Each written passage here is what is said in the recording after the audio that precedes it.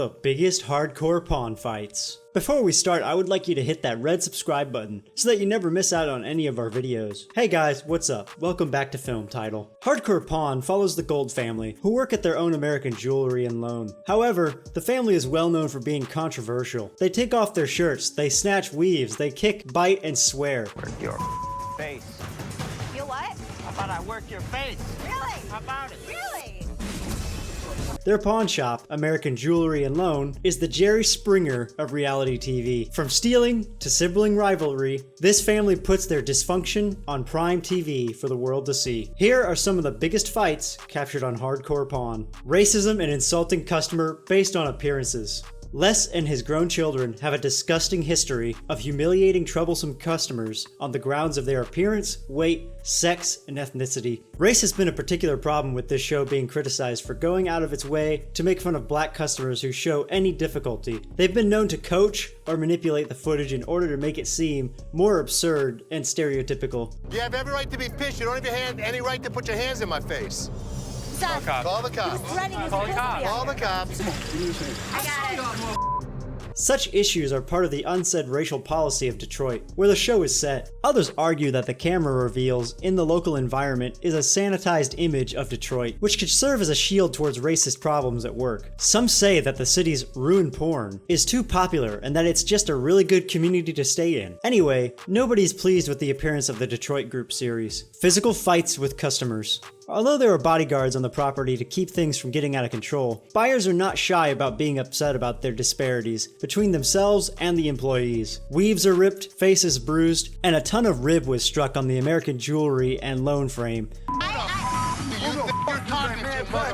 You don't disrespect my daughter in my store. Get the out of here. Get your hands off me. Really? Really or what? My daughter like that? Time to get out. Her ass, man. Out of here. You don't talk about my daughter. Where's she at? Where's she You at? understand that? Gosh, You don't with my I'm kid. sorry. I'm sorry, man.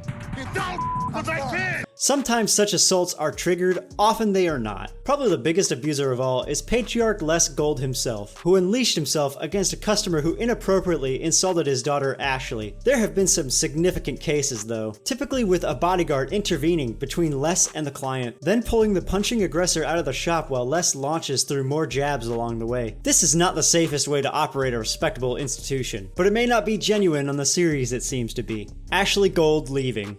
Ashley Gold / Broad began in the pawn industry at the age of 7, coming in with her dad to work on Saturdays, while the other kids would go out and play with friends. Working with her father in the family company was always her vision, but she was never regarded with much regard by the clients, let alone her father and uncle. Ridiculed about her weight and integrity, her experiences with customers, and also with her colleagues have troubled her. Really? Yes, everybody knows that Ashley at American Jewelry and Loan is a bitch. Who the hell do you think you are? And when did Ashley actually want to give up? Was it when customers called her sex epithets and read it to her in the store? Maybe when her father preferred her Aunt Karen over his own daughter? Or was it when her brother purchased a billboard that gave consumers a discount if they took Ashley out of business? She could have quit because of all of it. After quitting the series, she has also lost a significant deal of weight. One can only presume that her emotional well-being has also changed as a consequence of getting out of such a hostile climate.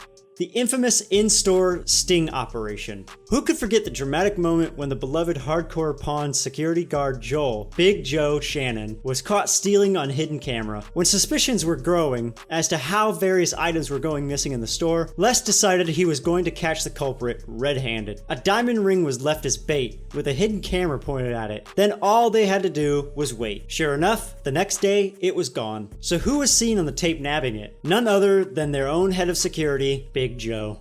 My head of security is a thief.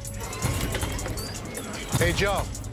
He knew he was in trouble once we walked through that door. Joe, did you steal from me?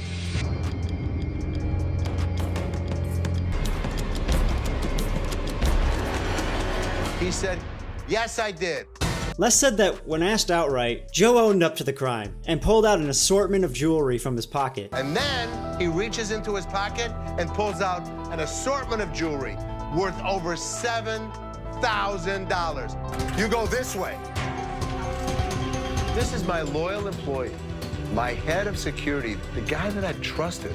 Needless to say, Les called the cops on the man who had been his head of security for 3 years. Joe was marched out in front of everyone in handcuffs, disgraced and humiliated as Ashley swore at him, on the verge of tears. A hardcore pawn customer was killed in a showdown with the police. Officers at the scene say they had been responding to a 3:30 a.m. 911 call, only to find David Kaperskinski attacking his girlfriend. When they warned him, Kaperskinski still refused to comply and was tasered twice. He died as a result. Concern was raised to Kaperskinski's mental stability after a video of him attempting to intimidate Seth Gold on Hardcore Pawn surfaced from 2 years earlier. Kaperskinski's girlfriend, who wished to remain nameless, says that she and her children loved him and that there were no previous incidents of domestic violence. In fact, she claimed that her boyfriend of 6 months had been loving and supporting her emotional and financially so that she could go back to college. According to the girlfriend, he woke up from a nightmare and had a nervous breakdown, prompting that the police perceived as an attack. As for his appearance on Hardcore Pawn, she says it was all a setup and not real at all. This brings us to the end of our video. I hope you enjoyed it. Hit like if you did, and don't forget to subscribe to our channel so that you don't miss any of our videos in the future. Also watch the 2 videos that are on your screen because I'm sure you'll love them. With that, I'll see you in the next video.